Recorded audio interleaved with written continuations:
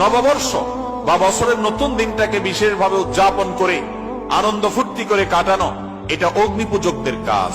তারা নাইরোজ পালন করত। নাই ফার্সিতে মানে নতুন, রোজ মানে দিন। নাইরোজ মানে হলো নতুন দিন, তার মানে বছরের প্রথম দিন।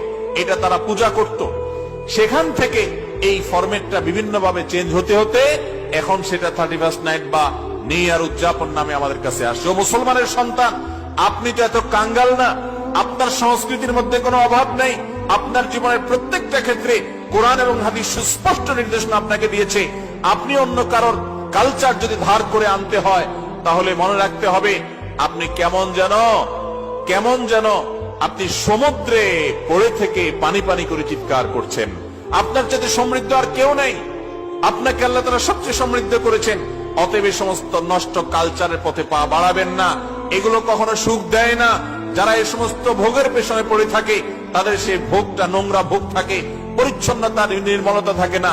আপনি খেয়াল করেন, ঈদুল আজহাতে, ঈদুল ফিতরে যে আনন্দটা আমরা করি, কিচ্ছু না করেন, ঈদগাহে যান, ঈদের নামাজ পড়ে বাসায় ফিরেন, যে নির্মলতা, যে স্বচ্ছতা, যে সুন্দর পবিত্র আনন্দের অনুভব আমরা করি, সেটা কখনো এই সমস্ত ভোগের, এই সমস্ত কাফির এবং মুশরিকদের শেখানো তথাকথিত দিবস পালনের পেছনে থাকে না।